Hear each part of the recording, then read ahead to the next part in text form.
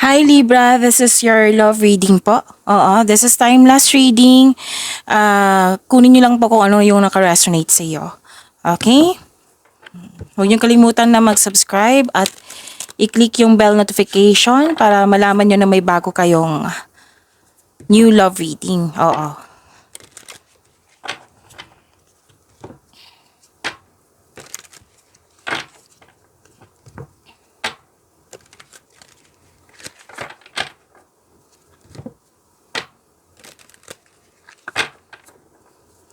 Para po ito sa iyo, Libra. Spirit's Guide, ano po yung gustong sabihin ng person ni Libra sa kanya? I need 4 cards po. Please be patient because I am afraid of commitments.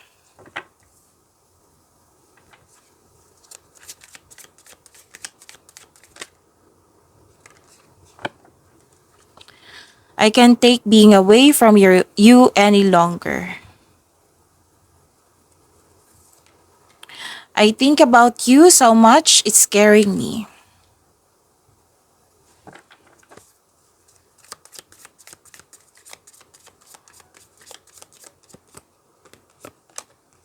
Please forgive me, I know I messed up.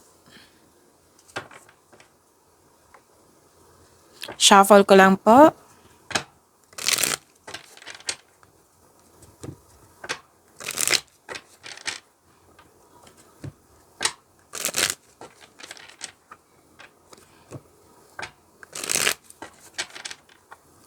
Love reading po ni Libra.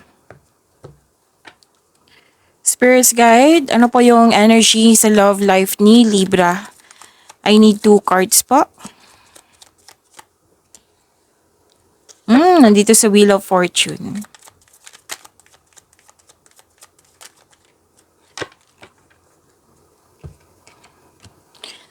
Okay, tanggap mo itong changes na nangyari sa inyong buhay po. May changes ka sa dito. Okay.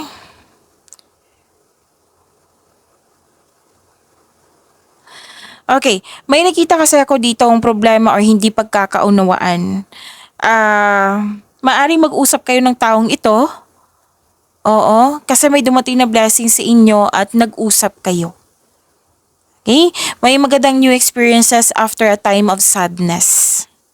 So, maaring magkasundo kayo or yun nga, magkabate.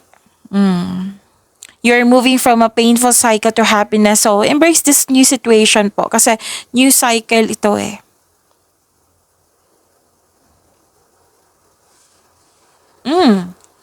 Kasi noon, nagkaroon ng restriction or you're feeling trapped or nabibigatan ka, nahihirapan ka, nakatali ka sa isang bagay, sa isang tao or ikaw na yung nahihirapan ka sa isang sitwasyon. Oo. Ngayon, nagkaroon ng freedom. Releasing po ito, you're fighting for what is right. May freedom ako nakikita dito.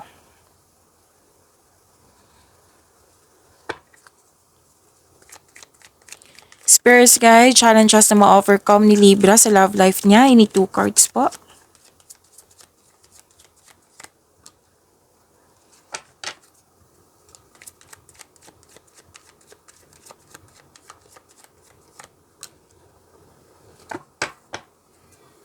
Nagbabalanse sa iyong emotion, sa sitwasyon.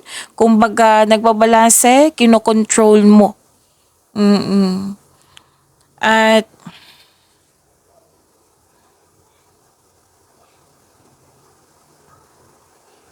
may emotional intense na mangyayari. Magbibigay na ka ng tiwala sa partner mo or at tiwala sa inyong connection.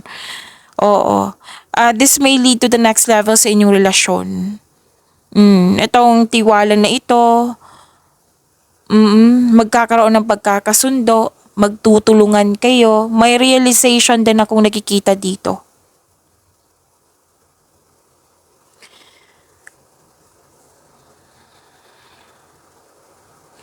Okay, habaan niyo po daw yung pasensya niyo sa inyong sarili, sa sitwasyon, or sa inyong person. Kasi may concern dito sa matigas ang ulo eh. Pwedeng ikaw to or pwedeng siya. May humihingi ng atensyon dito na pwedeng ikaw, pwedeng siya. Oh, it might be this is the main reason, main concern na may humihingi ng atensyon ng isa sa inyo hindi nagbigay ng atensyon. It might be busy. Sabi ng card, wag po daw kayo sumuko.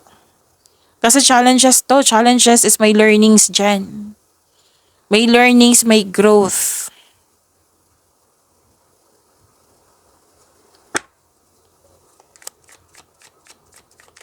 Spirits guide, ano po yung next action ng person ni Libra sa kanilang connection? Ano pa po ang dapat malaman ni Libras tungkol sa kanyang person? I need 2 cards po.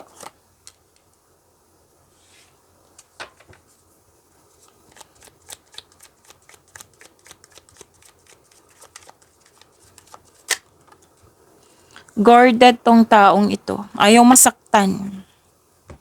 Nagbabalanse din siya sa kanyang emotion or natatagalan sa paggawa ng desisyon kasi guarded siya.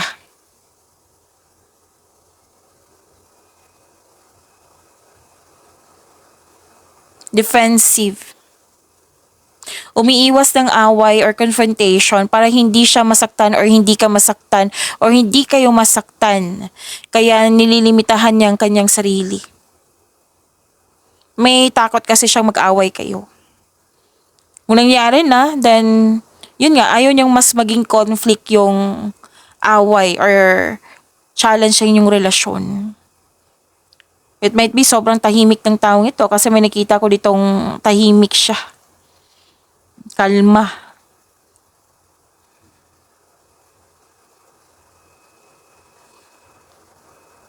Nakikita ko dito na gusto niyang magkaisa kayo. Gusto niyang magkaroon ng time sa iyo, like mag-outing kayo, magbakasyon kayo, mag-bonding kayo. Oo. May gusto ka niyang ipakilala sa grupo ng tao. Oo. Tapos, okay. May hihingin ng tawad to. Kasi may sabi dito na may pagpatawad na mangyayari. So, hihingi siya ng tawad. Gusto niya mag-make time together with, group of people. Pwedeng outing to, reunion. Spending time to eh. So, ito yung way niya na hihingi ng tawad, yung pag-spend time. Kasi nga dito, sa challenges, diba, na ma-overcome, na nagkaroon ng concern regarding sa time or humihingi ng time. So, ito yung solusyon niya. So, yan yung action na magbibigay siya ng time. Oo. Okay, so yun. Maraming salamat po, Libra.